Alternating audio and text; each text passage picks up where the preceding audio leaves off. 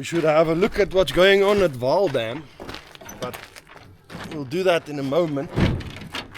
Before we do that, this is my first time back at the river since last year. Look at that big fish. Just next to that tree, there's a really big yellow fish. See if I can hold it still enough. Just beyond my lip. Let's look at what's happening upstream. Let's start first and see if we can get a general overview. So the Orange River overall, Groot Draai, okay, no, it's not been updated, so this is not going to help us at all. This is showing the 31st of December. So let's go to data, Upper Vaal. Groot Draai Dam has dropped down to 96%. A couple of weeks ago I posted the video showing it overflowing. Here it showed it peaked at around 115% and it quickly dropped down to below 100%. The rest of the river shows that the flow levels have dropped.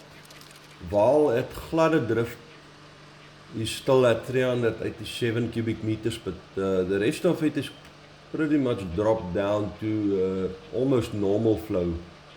Normal flow out of season. For a rainy season, I wouldn't call this normal maybe.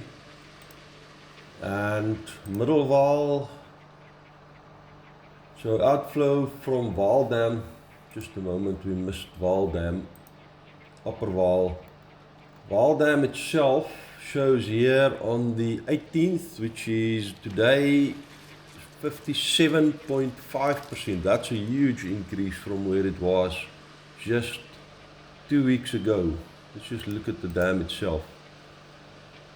Look at that. From the 8th, the water level of the Vaal Dam is almost doubled. That is quite significant, I think.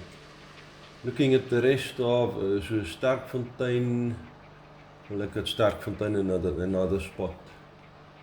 Then Lower Vaal, basically normal flow, same as we've seen for the last couple of months. Nothing really has changed there. Bloemhof is at 77%, outflow 56 cubic meters per second. Let's look at, I'm jumping around, so sorry, that is Upper Orange.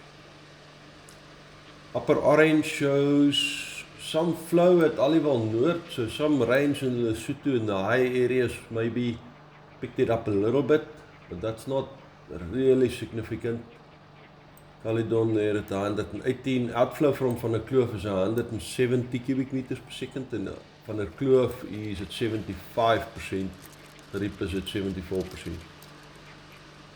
That's all fairly updated, so there's not much there that raises any eyebrows. I would like to look at Vaal Dam itself there again. So it does show predicted inflow, or the current inflow is predicted to take it up to at least 60%.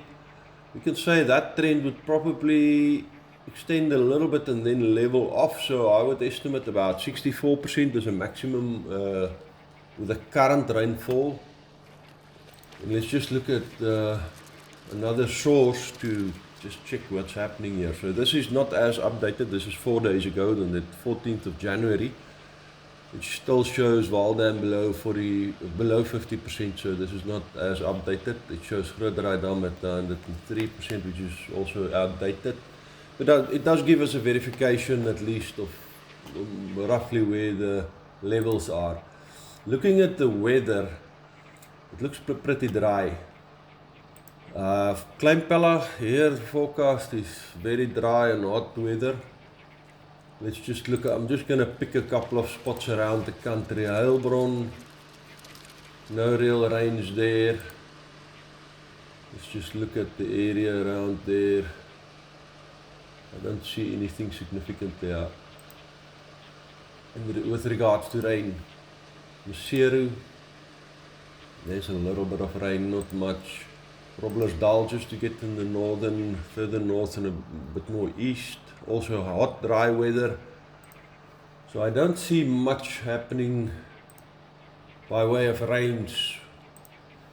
Windy. This is for the next 24 hours. Rain accumulated, not showing anything. We look at thunderstorms also in the moment. A little bit of rain increase in the next 4 days. But beyond that, they really, I wouldn't go much by what they're saying. Even so, that's not a lot of rain forecast. I mean, that shows for Natal area maybe something like 40 to 50 millimeters, but that's not much. Lesotho might get a bit. Hopefully it gets a bit raise the Gariep van the kloof levels maybe a little bit, and also Katse.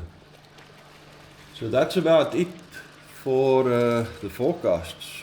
Almost forgot. Let's just look at what the thunder shower forecast looks like. Nothing for today. Not much for tomorrow. Maybe a little bit in Lesotho. I think Lesotho might get a bit of rain, so we might get a bit of water in Katse and Gariep. Other than that, system here on the coast, not much. Yeah, I wouldn't go beyond that, looking at the forecast.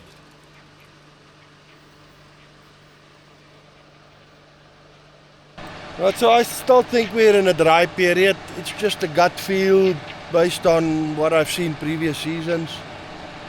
And though the dam has gotten some good water, and we're all thankful for that, I still think go careful with the water, because I don't think there's a lot coming, and we're gonna have to get by with what we have for a while.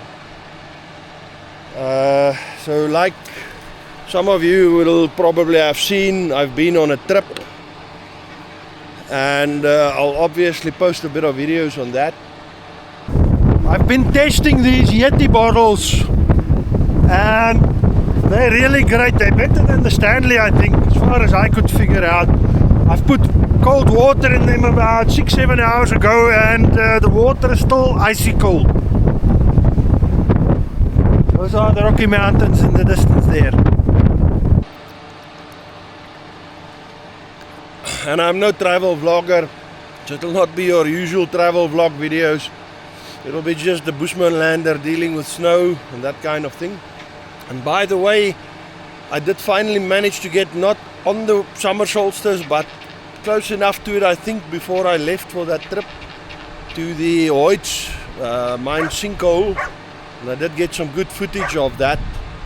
That was quite good to see. I'll just make a short video on that, hopefully over this weekend, and release it soon. As for the rest of it, I'm back. Milo's back. His shoulder that was hurt is healed. So he's about 95% back. And we're ready for the next year. I mean, 2025 has just started and January is already slipping away from us. So hopefully 2025 has more days and hours in it than 2024 has had. But probably not. We'll see you on the next one. Cheers.